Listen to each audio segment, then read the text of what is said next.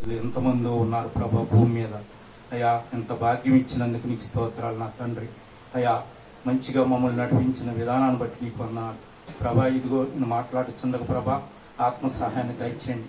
ఇదిగో సంఘాన్ని ప్రభా, సంఘంలో మేము ఏ విధంగా నడుచుకోవాలి, సంఘం అంటే ప్రభా ఎలా ఉండాలి అనేది మంచి జ్ఞానమును ప్రభా, మంచి ఆత్మ అనుసారంగా మనం జీవించుటకు సహాయం చేయమని యేసయ్య అతి పరిశుద్ధ నామమున అడుగుతున్నాం మా పరమ తండ్రి.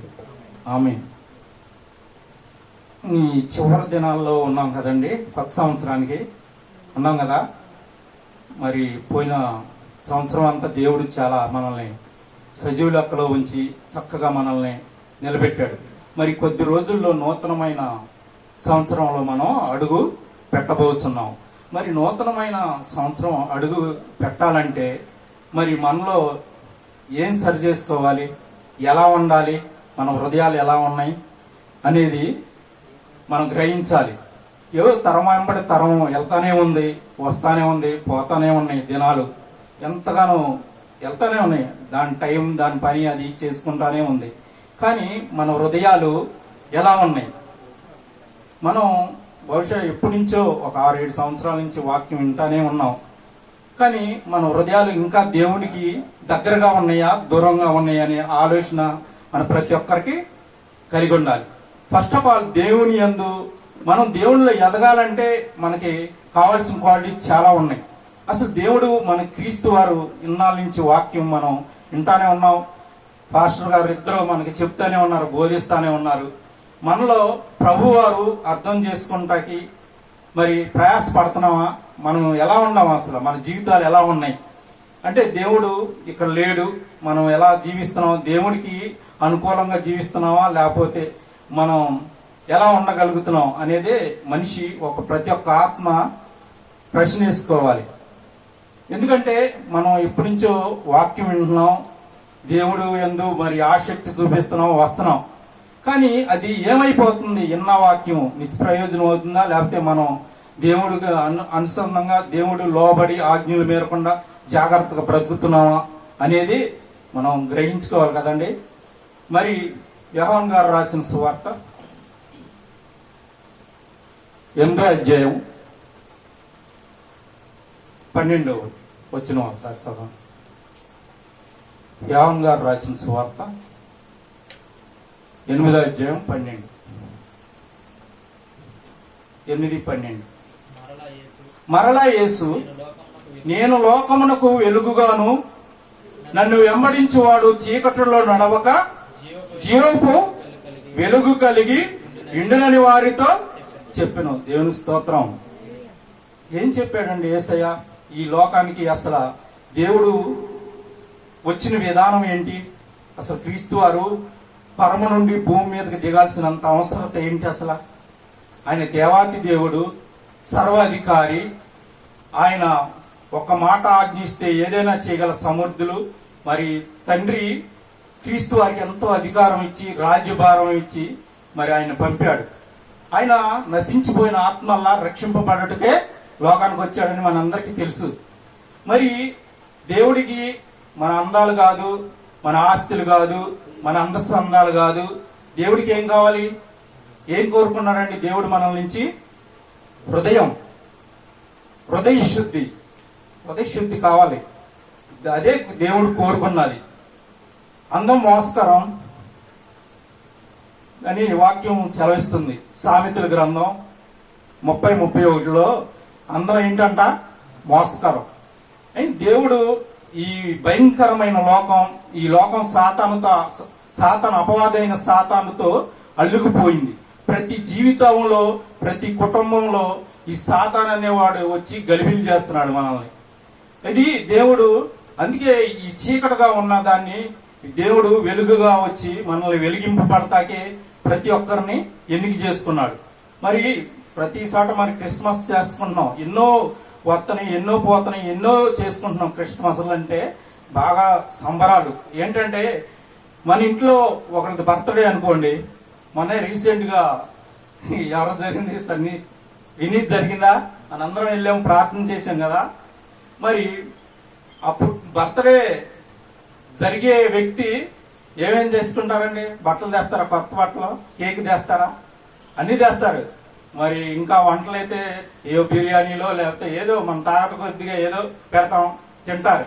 మరి యేసయ్య పుట్టినరోజు కదా, సర్వాధికారి, ఆయనకేం తక్కువ అండి? ఈ లోకంలో అంతా ఆయనదే కదా. మరి యేసయ్య పుట్టినరోజుకి మనం ఏం చేస్తున్నాం అనేది నా ప్రశ్న. ఏం చేస్తున్నాం అండి? ఒక్కసారి గమనించండి, ఆలోచించండి. యేసయ్య పుట్టినరోజుకి మనం ఏం చేస్తున్నాం?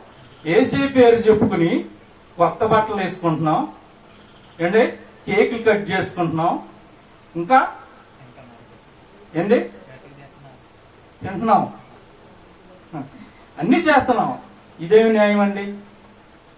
మన ఇంట్లో ఒక మెంబర్షిప్ అయితే, మన ఇంట్లో ఒక పిల్లోళ్ళు అయితే, ఎవరన్నా అయితే ఇంత గ్రాండ్గా ఏర్పాటు చేస్తున్నామే. డబ్బులు లేకపోయినా మరి అప్పు చేసైనా అంత అవసరం ఉందంటారా? కానీ చేస్తారు అలాగా. మరి ఇదేంటి ఎలా ఉంది మరి సమాజం? యేసయ్య సర్వాధికారి, మరి ఆయన ఎంతో పాపులను రక్షించటానికి వచ్చాడు. మరి మన రోత బ్రతుకుల్ని మార్చుటకి యేసయ్య ఎంతో వచ్చాడు. ఎన్నో శ్రమ, పుట్టుకలో కూడా ఎంతో శ్రమ, కానీ మనం ఆనందంగా చేస్తున్నాం. కానీ వాళ్ళు పడే ప్రయాస ఎంతో ఉంది వెనకాల. యేసేపు గారు అయితే మాత్రం మరి ఆ గాడిద మీద వెళ్ళటం ఏంటి, ఆ ప్రయాణం ఏంటి, కొంచెం దూరం కాదండి, నడిస్తే తెలుస్తుంది. ఏదో అంటారు కదా సామెత, లోకానుసారం సామెత, మోసోడికి తెలుస్తుంది కావడి బాల. వాళ్ళు ఎంతో ప్రయాసపడ్డారు. ఇంత కష్టపడి వాళ్ళు ఎంత ప్రయాసపడి యెరూషలేముకి వస్తారు. మరి ఏంటి మనం ఇంత ఆర్భాటంగా విందులతో మరి చక్కగా ఇళ్ళకి రంగులు వేసుకుని, విద్యుత్ బల్బులు రంగులుగా వేసుకుని ఎంతో ఆనందంతో చేసుకుంటున్నాం పండగ. కానీ క్రీస్తు వారు ఏం కోరుకుంటున్నాడు? ఏం కోరుకుంటున్నాం మన నుండి? క్రీస్తు వారు ఏం కోరుకుంటున్నాడు మన దగ్గర నుండి? ఒక్క పాప అయినా సంతోషం కలుగుతుంది అసలు ఈ క్రిస్మస్ ద్వారా క్రీస్తుకి అంటే దేవుడికి ఏమన్నా సంతోషం కలుగుతుంది అంటారా ఈ క్రిస్మస్ వల్ల? ఏమి రాట్లా. ఒక్క పాప అయినా 99 మంది నీతిమంతుల కంటే ఒక పాపి మారటమే పరలోకానికి చాలా సంతోషం అంటండి దేవుడికి. అందుకే చింతిస్తున్నాడు దేవుడు. అంటే దేవుడు తెలిసిన వారు, దేవుడు తెలియని వారు కూడా ఏమైపోతున్నారంటే అపవాది అనే సాతాను అల్లికిపోయి గుడ్డితనం కలిగించి కళ్ళకి మనం కూడా ఎలా అయిపోతున్నాం అంటే లోకానుసారంగా దేవుడు తెలియని వాళ్ళలాగానే అయిపోతున్నాం. మనం ఎన్నో నిబంధనలు చేసుకున్నాం ఏంటి, కొత్త సంవత్సరం రోజున నిజమే ఎన్నో మన జీవితం ఎలా ఉండాలి, దేవుడికి ఇలా అంకితం అయిపోయి ఇలా మారిపోయామని ఎన్నో వాగ్దానాలు చేసాం దేవుడి సన్నిధిలో ఉండి. కానీ అలా ఉన్నాయండి మన బ్రతుకులు. ఒకసారి ఆలోచించండి, ఎందుకు అలా అయిపోతున్నాం? గ్రహించారా? ఎందుకు దేవుడిలో మనం ఎదగలేకపోతున్నాం? నిర్లక్ష్యం, కేర్లెస్. దేవుడు అంటే భయం లేకే ఇలా తప్పిపోతున్నాం అండి. ప్రతి ఒక్క జీవితంలో మరి యేసయ్యని గురించి ఎంతో ఆసక్తితో ఎన్నో వాక్యాలు విన్నాం, ఎంతగానో నేర్చుకున్నాం మనం. ప్రతి ఒక్కరూ ఇక్కడ వాక్యం చెప్పగలిగేవారు, చెప్పలేని వాళ్ళు ఎవరో లేరు. కాకపోతే ముందుకు రాలేకపోతున్నారు. కానీ ఎందుకంటే మన లోపాలు అవి దేవుడి యందు భయముతో ముందుకు రాలేకపోతున్నాం. అవునా? అవును, ఎన్నో పాపాల మీద పాపాలు చేసుకుంటూనే ఉన్నాం. మనం యేసయ్య రక్తంలో కడగబడ్డాక కూడా ఎన్ని మార్లు పడిపోయాం. మన జీవితంలో చాలా తప్పులు చేసి ఒక్క తప్పుకు అవకాశం ఇస్తే అది ఎక్కడికో తీసుకెళ్ళిపోద్దండి. మరి అది దేవుని సన్నిధిలో అది ఎలా మనం దాన్ని సరి చేసుకుని ముందుకెళ్లే ఆలోచనలే మనలో కలగట్లేదు. మరి దేవాతి దేవుడు సంఘం అంటే మన సంఘం ఏర్పరచబడ్డాక సంఘంలో ఎన్నో బాధ్యతలు కలిగి ఉండాలి. దేవుడు మనం ఒకప్పుడు మందిరం లేక అందరూ ప్రార్థన చేశారు, కన్నీటి ప్రార్థన చేశారు. మరి తర్వాత మీటింగ్స్కి వెళ్తాకి కొన్ని మెటీరియల్ లేవని కూడా ప్రార్థన చేశారు, కన్నీళ్ళతో చేసాం ఎంతో ఆసక్తితో. దేవుడు అన్ని అనుకో రీతిగా మనల్ని సమకూర్చాడు, ఎలాంటి చక్కని మందిరం ఇచ్చాడు. అవును, మరి మొన్న నిజమే ఆ బాక్సులు నిజంగా పక్కన పెడితే ఎంతో మనసు బాధ కలిగిందండి. ఎలా అంటే దేవుని సువార్త చేసే ఆయుధాలు వాటిలో నుంచి చీమలో ఎంతగానో అవి ఉండిపోయినాయి అండి. అప్పుడు నిజమే మనసు చాలా బాధపడింది. ఎలా అంటే సువార్త పని నిమిత్తం ఆసక్తి మనలో ఎవరికీ లేదండి. ఎంతవరకు మన సొంత కార్యాల్లో పడిపోయి దేవుని వాక్యానికి దూరం అయిపోయి మనం భ్రష్టులం అయిపోయాం. అవునండి, ఒప్పుకుంటారా? దేవుని సన్నిధిలో ఉండి ఎంతవరకు మనం, మన ఇల్లు, మన పిల్లలు ఇలాంటి ఆలోచనలే కానీ దేవుడికి మరి పరలోకం ఎంతో సుందరమైన పట్టణం అని మీకు తెలుసు. కానీ పరలోకం అంత ఈజీగా వచ్చేదేమి కాదండి. మనలో జీవితం సరి చేసుకుని, మన హృదయం సరి చేసుకుని మరి దేవుడి పని చేస్తేనే కదా వచ్చేది. ఊరుకునే ఉంటే రాదు కదా. మరి మన పితరులు నిజమే, వాళ్ళకి నిజంగా దేవుడు చాలా బాగా అర్థమైపోయాడండి. వాళ్ళు నిజమే అన్నీ వదిలిపెట్టుకుని, సమస్తం వదిలిపెట్టుకుని మరి యేసయ్యని వెంబడించి మరి చక్కగా యేసయ్యతో మరి ఆ 33.5 సంవత్సరాలు కూడా ప్రభు చాలా బాగా అర్థం చేసుకుని యేసయ్యని అక్కడ పేతురు గారు అడుగుతాడు, ఇవన్నీ వదిలిపెట్టుకొచ్చి ఉందేవా మరి మాకేంటని పేతురు గారు ప్రశ్నించగానే ఏమన్నాడు దేవుడు? అందరూ అన్నీ వదిలిపెట్టుకుంటే నిత్య జీవం, పరలోక రాజ్యం వస్తుందని కరెక్ట్గా అక్కడ చక్కగా క్లియర్గా చెప్పాడు యేసయ్య. మరి పరలోకం అనేది మరి వెళ్ళాలంటే మనలో చాలా ఉండేయండి సరి చేసుకునేది. మరి ఎబిసి పత్రికలో నిజమే మరి ఏ భేదం లేదు, అందరూ పాపం చేసి దేవుడి మహిమను పొందలేకపోతున్నాం. కరెక్టే, అది ఫస్ట్ అసలు మన జీవితంలో అది నిజంగానే ఆ వాక్యం మనం ప్రతి క్షణం జ్ఞాపకం చేసుకోవాలండి. ఆ పాపమే మనల్ని వెంటాడి, ఆ పాపం మనల్ని చాలా దేవుడికి మనల్కి దగ్గర లేకుండా దూరం చేసేస్తుందండి. అందుకే దేవుడు నిజమే మనం ఎలిగింపబడ్డాం, యేసయ్య రక్తంలో కడగబడ్డాం. మరి కడగబడ్డాకే మనం కూడా ఇంకొక ఆత్మని వెలిగించాలి. అది వెలిగించినప్పుడే నిజమైన క్రిస్మస్. కానీ మనం నిజంగానే క్యాండిల్ సర్వీస్ కూడా చేస్తాం, చాలా బాగా చేస్తాం. ఫస్ట్ మరి అయ్యగారు క్యాండిల్ వెలిగించాక మన విశ్వాసులు కూడా వెలిగిస్తారు ఒకరికొకరికి. అంటే దాని మీనింగ్ ఏంటి? ప్రవృత్తులు వెలిగించామని అనుకుంటున్నాం మనం. కానీ ఆ వెలుగు అక్కడి నుంచి ఎలా వెళ్ళాలి? అందరిని వెలిగించాలి, అదే దాని మీనింగ్. కానీ ఇప్పుడు అలాంటి సందర్భాలు కూడా గ్రహించలేని స్థితిలోకి మనందరం అలా ఉండిపోయామండి. అసలు ఎక్కడ వేసిన గొంగలి అక్కడే. దేవుని పనిలో మనం ఏమీ లేదు, జీరో అండి. అసలు ఆసక్తే లేదు. అసలు ఎందుకు ఇలా అయిపోతున్నారంటే దేవుడు కడవరి దినాలు తెలుస్తూనే ఉన్నాయి, భయం వేస్తూనే ఉంది. ధరలు ఆకాశానికి వెళ్ళిపోతున్నాయి, బతకలేని స్థితి, పిల్లల ఫీజు కట్టలేని స్థితి అండి. నెల వస్తే భయం, దడదడ, అమ్మో పిల్లోడికి ఫీజులు కట్టాలి, మరి పాల బిల్లు, కరెంటు బిల్లు, ఎన్నో ఉంటాయి జీవితంలో. మరి అలాంటి ఒడిదుడుకులు ఇస్రోలోకి వెళ్ళిపోతాం. ఏంటంటే అవన్నీ ఆలోచించి డిఫరెన్స్లోకి వెళ్ళిపోయి ఒక మనసు పాడు చేసుకుంటాం. వీటి మీద మనసు, కానీ దేవుడి మీద మనకి ఏమాత్రం భయమే లేదు. నేను అది చెప్పగలను. ఎందుకంటే దేవుడు మనకు నేర్పించేది ఏంటంటే, దేవుడు ఒక ఉన్నతమైన స్థితిని మనకిచ్చాడు. అది కోల్పోతే మనమే భ్రష్టులు అయిపోతాం. దేవుడు అసలు మనం ఎక్కడ, దేవుడు ఎక్కడండి? అసలు సంఘంలో మనల్ని ఏమంటున్నాడంటే స్తంభాలు, మూల స్తంభాలు. అసలు ఎక్సలెంట్ మాట అది. నాకు చాలా ఆశ్చర్యం కలిగింది. అసలు మనం ఎక్కడ, దేవుడు ఎక్కడ? పరిశుద్ధుడు. మనం మలినం పట్టిపోయి ఒక ముళ్ళకంప లాంటి వారం, లేకపోతే ఒక పెంట కుప్ప మీద చెత్త లాంటి వారం. మరి దేవుడు అంత స్థానాన్ని మనకిస్తున్నాడు. చూసారా దేవుడు ఎంత ప్రేమిస్తే మనల్ని దేవుడు ఆ మాట అనగలిగాడు అండి. మూల స్తంభాలు. స్తంభాలంటే మీనింగ్ ఏంటి? ఇప్పుడు ఒక ఇల్లు ఉంది, ఆ ఇల్లు స్లాబ్ దేని మీద ఆధారపడుతుందండి? పిల్లర్స్. ఇప్పుడు ఇది మందిరం వేసాము, ఇది దేని మీద ఆధారపడి ఉంది? స్తంభాలు. అలాంటి స్తంభాలంట. అంటే మన మీద చాలా భారం ఉంటుంది. మరి అలాంటి దేవుడు అంత మనకి మంచిగా సంఘంలో అలాంటి స్తంభాలుగా ఉండమంటున్నాడు. దేవుడు చాలా మనల్ని ప్రేమించి ఒక ఉన్నతమైన స్థితిని ఇచ్చాడు. మరి పరిశుద్ధ పౌలు గారు ఉన్నారు. ఎన్నో ఖండాలు దాటి ఆయన పడే శ్రమలో ఎంతగానో ఆయన ఖండాలు దాటి పౌలు గారు ఎన్నో వాక్యం, సువార్త అన్నీ చేశాడు.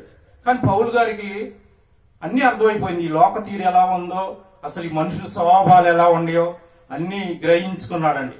ఈ లోకం అంతా అందుకే ఆయన ఏమనుకున్నాడంటే పెంటతో సమానంగా ఎంచుకున్నాడు. అర్థమైపోయింది. దేవుడు బాగా అర్థమయ్యాడు పౌలు గారికి. పౌలు గారికి కూడా అప్పుడు స్వప్నం ద్వారా ఏం దర్శనం వచ్చింది? పౌలు గారికి నీతి కిరీటం. అప్పుడు ఇంకా బలపడి ఉంటాడు పౌలు గారు, చాలా సంతోషపడి ఉంటాడు. కిరీటం అన్నప్పటికీ ఎంతో ఆయన పడిన ప్రయాసం అంతా, ఆయన పడిన కష్టం అంతా మర్చిపోయి ఆనందపడి ఉంటాడు, ఆనందభరితుడై ఉంటాడు నాకు తెలిసి. కానీ దేవుడు మరి ఇశ్రాయేలీలు కూడా ఎంతో పాపం దేవుణ్ణి ఎంతగానో చింతించబడతాడు. ఎంతగానో వాళ్ళు కళ్ళారా చూశారు ఎర్ర సముద్రాన్ని 2 పాయలుగా చేయడం కానీ, మరి వాళ్ళని పోషించడం విధానాన్ని బట్టి కానీ చాలా చేసి కూడా ఎన్నో తప్పులు చేస్తే దేవుడు చాలా బాధపడతాడు. సంఖ్యాకాండం 25వ అధ్యాయం.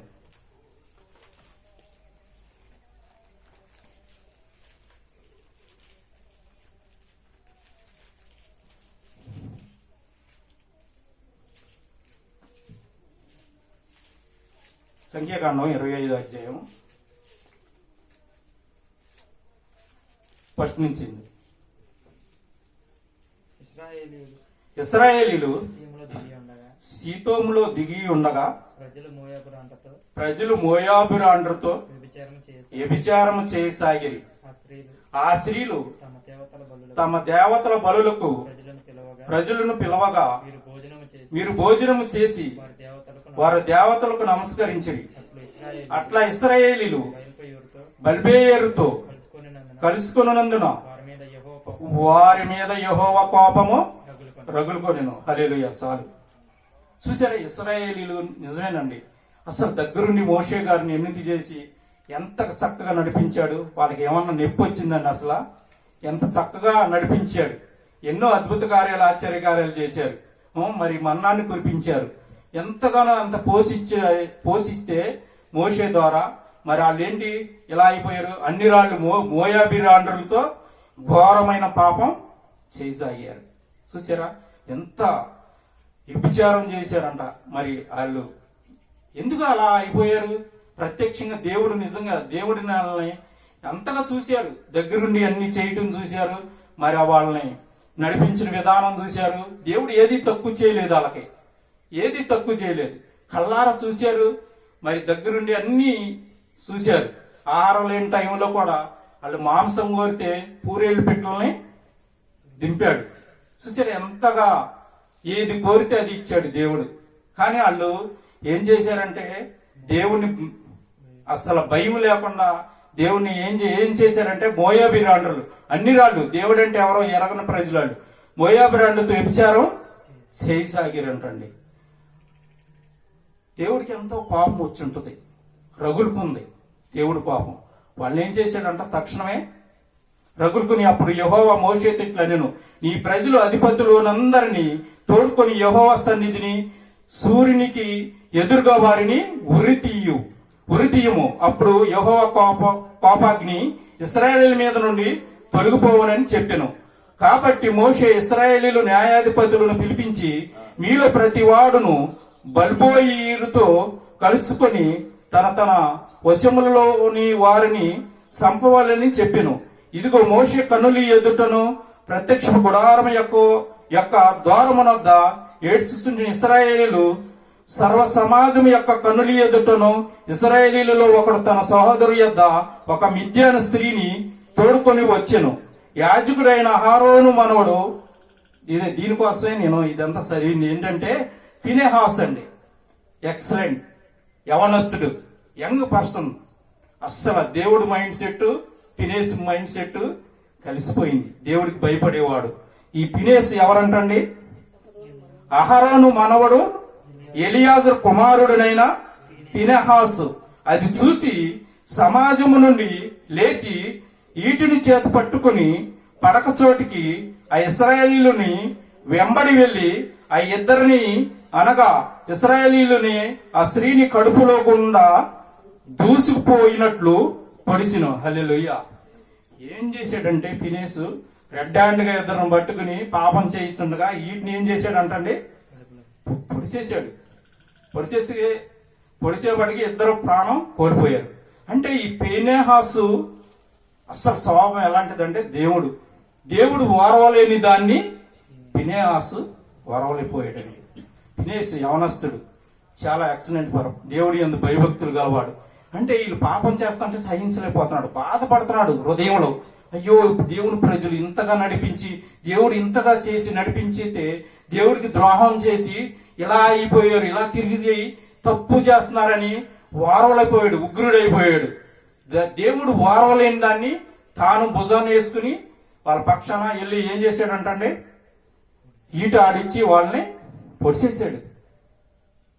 అని ఫీనెహాసు చాలా భయభక్తులుగా వాడు. ఫీనెహాసు నుంచి మనం నేర్చుకునే పాఠం ఏంటంటే, ప్రతి ఒక్క యవనస్తుడు కానీ ప్రతి ఒక్కరు కానీ ఫీనెహాసు లాగా మనం దేవుడి పని మనం భుజం మీద వేసుకుని దేవుడి పరిచర్యలో మనందరం పాల్గొని ఉండాలని ఈ ఫినేస్ను చాలా పాఠం మనకి నేర్పుతుంది. మనం గ్రహించింది ఏంటంటే, ఈ ఫినేస్ సందర్భాలు ఇంకా 2-3 సార్లు ఉంటుందండి.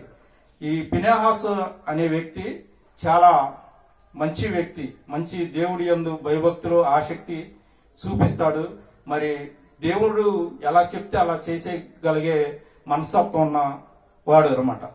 బట్ ఏంటంటే దేవుడు నిజమే, మరి మనం ఒక పాపం చేయటానికి వెళ్ళినప్పుడు నిజంగానే మనం దేవుడే గుర్తురాడు. అసలు ఏంటంటే ఒక నిర్లక్ష్యంగా ఒక వేరే మైండ్ సెట్లో వెళ్ళిపోతాం పాపం జోలికి.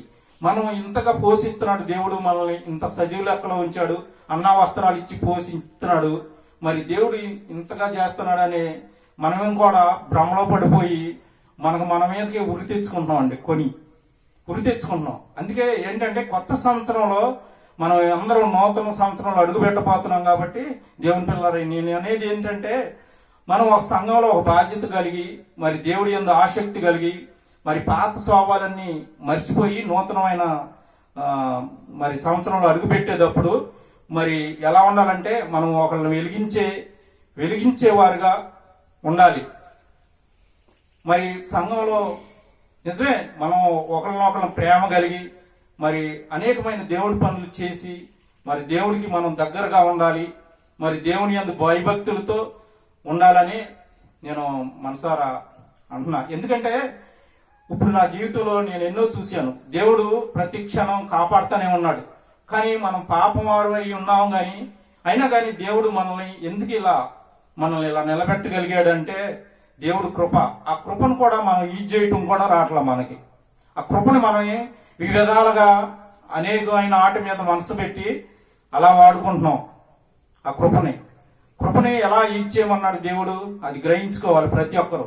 ఆ కృప దేవుడు ఇచ్చాడంటే ఆ కృపలో మనం దేవుడి యందు ఆసక్తితో దేవుడి భయముతో ముందు మన జీవితాన్ని సాగించుకోవాలి. మన ప్రార్థన ద్వారా మన కుటుంబాలు ఎన్నో నశింపుని ప్రార్థనతో మనం సాధించగలం. మన కుటుంబంలో నిజంగా ఏ కుటుంబం సరిలేదండి. ఎందుకంటే సాతాను గాడు ఎవరో కుటుంబంలో ఒక్కరున్నా కానీ ప్రార్థన లేనివారు కానీ మారు మనసు పొందలేని వారు కానీ అలాంటి వారిదైనా సాతాను వాళ్ళ ద్వారా ప్రేరేపిస్తుంది. మనం బైబిల్ చదువుతుంటే మన ఇంట్లోనే ఒకరు టీవీ పెట్టుకుంటారు, అవునా? మనం బైబిల్ చదివే వారికి ఆ టీవీ చూసే వాళ్ళ మీద కోపం వస్తుంది, కానీ వాళ్ళ పని వాళ్ళు ఆగరు. మనం ఏంటంటే దేవుడు వాక్యం చదవాలని ఎంత ఇంట్రెస్ట్ చూపిస్తే అపవాది అలాగా మనుషుల్ని పట్టుకుని ఏదో ఒకటి డిస్టర్బ్మెంట్ చేపిస్తూ ఉంటుంది అనమాట.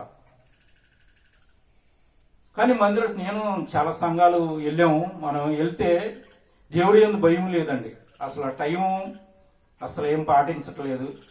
మొన్న చాలా బాధ వేసింది. మన శుక్రవారం ప్రేయర్ టైం కదా, అసలు ఎవరో రాలేని స్థితి, ఎవరో రాలేదు. పాపం ఒక తల్లి ఆహారం కూడా తెచ్చింది, మనందరం వస్తామని పాపం ఎంతో ప్రయాసపడి చేసింది. నాకు ఒకటి మనసు ఒక ప్రేరేపణ కలిగిందండి. దేవుడు పరలోకంలో జీవఫలాలు భుజింపచేస్తానన్నాడా? కొందరే, అందరు భుజిస్తారా? కొందరే భుజిస్తారు. అదే నాకు గుర్తుకొచ్చింది. మన సహోదరులు పాపం రాలేకపోయారు, అది కొందరే తిన్నారు. అలాగే అయిపోద్ది, కడపటివారు మొదటివారు కడపటివారు అనేది నాకు తలంపు వచ్చిందండి. అయ్యో రాలేదు ఎందుకని ఇలాగా అని నేను బాధపడ్డాను, చాలా బాధపడ్డాను. కానీ రాగా ఏంటంటే అన్నీ తెలిసిన వాళ్ళమే, అన్నీ మనకి తెలుసు, వాక్యం ఎప్పటి నుంచో వింటున్నాం. కానీ చివరికి ఒక దౌర్భాగ్య స్థితి మనలో ఉందంటే దేవుడి సన్నిధి కూడా రాలేనంత ఇదిగా ఉండిపోతున్నాం అండి. దేవుడు చాలా బాధపడతాడు, మన గురించి ఏడుస్తాడు, చింతిస్తాడు. విజ్ఞాపన ప్రార్థన ఎంతకాలం సహిస్తాడండి. ఉన్నప్పుడు ఒకడు శిష్యులు యేసయ్య కూడా ఒక శాతాన్ని ఎల్లగొట్టలేకపోతే శిష్యులు అడుగుతారు, దేవా మేము ఎందుకు ఎల్లగొట్టలేము అంటే, ఎంతకాలం మీతో ఉంటాను, ఎంతకాలం నేను సహిస్తాను అంటాడండి దేవుడు. నిజమే, ఎంతకాలం మనల్ని కూడా సహిస్తాడండి దేవుడు. కానీ దేవుని పిల్లలారా, ఈ సంవత్సరం నిజంగా అందరూ ప్రతి ఒక్కరూ కరెక్ట్గా మనం దేవుని సన్నిధిలో ఎదగాలండి. నూతన ఆత్మలు రావాలంటే మన ప్రవర్తన, మన బిహేవియర్ ఉంటేనే ఒక ఆత్మ వస్తుంది. అవునా? వీళ్ళున్న సేవకులు ఇద్దరు పాస్టరు, వాళ్ళు కాదు, సంఘం హ్యాండిల్ చేయాలంటే మనదే బాధ్యత. అసలు వాళ్ళది ఏం లేదు, వస్తారు వాక్యం చెప్తారు. సంఘంలో ఒకరిని ప్రేమించే మనసే లేదు మనకి. నిజం చెప్పాలంటే ఒక కొత్త ఆత్మ రావాలంటే మన బిహేవియర్, ప్రవర్తన అంత బాగుండాలి. గుళ్ళో ఎంత చక్కగా ఉంటున్నాం క్రమశిక్షణగా, గుమ్మం దాటి బయటికి వెళ్ళినా కూడా అలా ఉంటేనే ఎవరైనా మనల్ని యాక్సెప్ట్ చేస్తారు. కానీ ఇలాంటి మనం తెలియక ఎన్నో కోల్పోయామండి. మన జీవితాల్లో ఎన్నో కోల్పోయాము. ఏదో వస్తున్నాం వెళ్తున్నాం అన్నట్టుగా ఉన్నాం. కానీ దేవుడిలో మరి దేవుడు ఏం చెప్తున్నాడు, మనం ఎలా బ్రతుకుతున్నాం, ఎలా జీవిస్తున్నాం, మన పిల్లలు ఎలా ఉన్నారు, ఇప్పుడు కుటుంబం అంతా నాశనం అయిపోయింది. దేవుడు భయభక్తులు లేక నిజమే నా కుటుంబం నేను కోల్పోయాను. అన్ని కుటుంబాల్లో ఏదో ఒకటి సాతానుగాడు ఒకరి ద్వారా ప్రేరేపిస్తాడు. వాళ్ళని రక్షించే బాధ్యత ఎవరిదండి? కుటుంబంలో మందే కదా. మరి మన ప్రార్థన నిజంగా సరైన ప్రార్థన అయితే దేవుడు ఎందా? మన ఇంట్లో ఒక త్రాగుబోతుంటే మారడా? ఒక తిరుగుబోతుంటే మన ఇంట్లో మారరా? నిజంగా అది అసలు మనం అబ్జర్వ్ చేస్తున్నామా? ఇంత ప్రయాసపడుతున్నాము. నా బాధ ఏంటంటే ఇంత ప్రయాసపడుతున్నాము, అది వ్యర్థం కాకూడదు. వ్యర్థం అయిపోతే అదే పాలు. మనం రక్షించేవారు ఎవరో ఉండరు. మన భక్తి వ్యర్థం కాకూడదండి. మన భక్తి నేను అనేది ఏంటంటే ధైర్యం పుట్టించాలి. ఇప్పుడు బట్వాలు ఒక జ్వరం వచ్చింది, లెగలేని స్థితి వచ్చిందండి, లేకపోతే ఒక షుగర్ వచ్చింది, రీసెంట్గా 400కి వెళ్ళిపోయింది, పడిపోయాం, ఎవరూ లేరు. మన ప్రార్థన ధైర్యం పుట్టింటుందా? అంత విశ్వాసం లేదా మనకి? అంత విశ్వాసం లేనప్పుడు ఇక్కడికి ఎందుకు రావాలి? ఎంతో టైం వేస్ట్ చేసి, ఇప్పుడు నేనున్నాను, రాత్రి 9:30 డ్యూటీకి వెళ్ళాను, 2ంటికి వచ్చాను. డ్యూటీ దిగి 2ంటికి వచ్చి వంట చేసుకున్నాను. అన్నీ చేసుకోవాలి, మళ్ళీ హడావుడిగా ప్రయాసపడి మళ్ళీ ఇక్కడికి దేవుడి సన్నిధికి రావాలి. కనీసం ఇట్లా కూర్చుంటా కూడా 5 నిమిషాలు కూడా గ్యాప్ లేదు. నేను అనేది ఏంటంటే, నేనేదో నీతిమంతుడని చెప్పట్లేదు. ఇంత టైం చేస్తున్నాం కదా, అందరికి వెళ్ళే ఇంటికాడ ఉండొచ్చు, లేకపోతే పడుకోవచ్చు, రాత్రి అంతా నిద్ర లేదు. కానీ దేవుడి సన్నిధి భయం భక్తులతో ఎందుకు? ఇక్కడికి ఎలా రావాలి, ఎందుకు రావాలి? అదే నా బాధ. దేవుడు భయం ఉండాలండి మొత్తం ముందు. దేవుడు భయం ఉంటే ఆటోమేటిక్గా మనం దేవుడి సన్నిధికి వెళ్ళాలని మనలో ప్రేరేపణ కలుగుద్ది.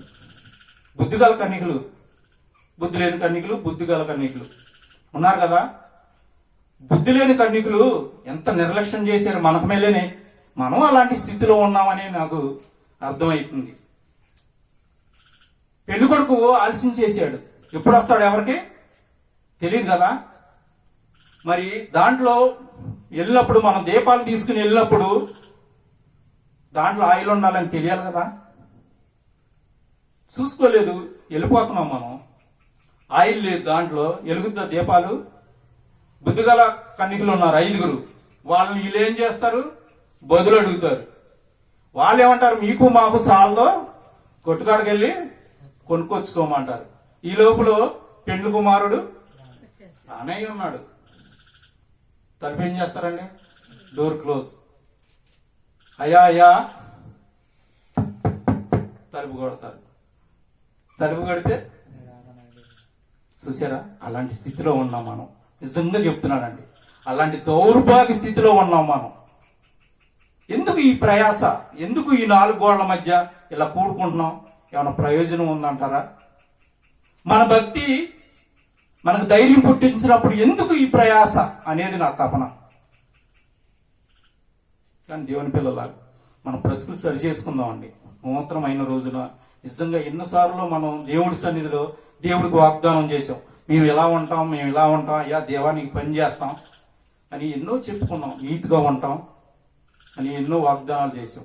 కానీ దయచేసి నేను చెప్పేది ఏంటంటే నిజంగానే దేవుని భక్తిలో ఉందామండి, దేవునిలో ఎదుగుదాం. మరి మనం ప్రయాసపడపోతే దేవుడు మరి ఆయన నిజంగా దేవుడు మనకి ఒక వాగ్దానాలు ఇస్తాడు. దేవుడు వాగ్దానాలు మనం పొందుకుంటున్నామా? పొందుకోలేని స్థితిలో ఉన్నాం కదా మనం. అసలు దేవుడి దగ్గరికి వస్తేగా మనం సరిగ్గా దేవుడి మీద మనసు పెడతలా, ఏదో వస్తున్నాం వెళ్తున్నాం అన్నట్టుగానే ఉన్నాం. కానీ మరి దేవుళ్ళలో మనం ఇంటికాడ బైబిల్ చదువుకుంటాం కానీ ప్రార్థన చేసుకుంటాం కానీ ఉంటుందంటారా నిజంగా మన జీవితంలో? ఉండదు. కాలేజీకి టైం అయిపోయింది, లేదా పనికి టైం అయిపోయింది ఇలా అనుకుంటున్నాం. అది ఎవరు చేసే పనులంటే అన్యులు, దేవుడు తెలియని వాళ్ళు. దేవుడు తెలుసుగా మనకి, కింద నిచ్చినారు కిందని తెలుసుగా. ఆ భయం ఉండాలా? అసలు దేవుడికి మనం ఫస్ట్ ప్రేమిస్తున్నామా దేవుణ్ణి?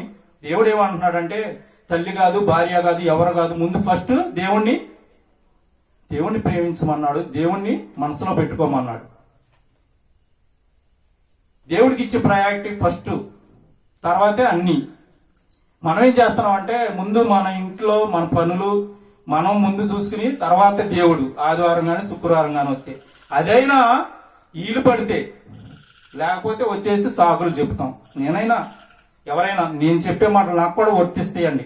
నేనేదో నీతి మంత్రుని నేను చెప్పట్లేదు. కానీ ఎందుకు ఇలా ఎదుగుతున్నాం అనేది నా తపన.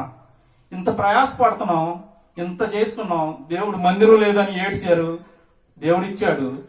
మరి దీన్ని ఎలా మనం యూజ్ చేసుకోవాలి? మందిరాన్ని క్రమం తప్పుకొని రావాలి కదా. మరి రాలేకపోతున్నాం ఏంటి? కడపటి వారు మొదటి వారు లాగా ఎంతో విన్నాం కదా, ఇంకా వెనక్కి వెళ్ళిపోతున్నాం ఏంటి? మన జీవితాలు యేసయ్య రక్తంలో కడగబడ్డాం.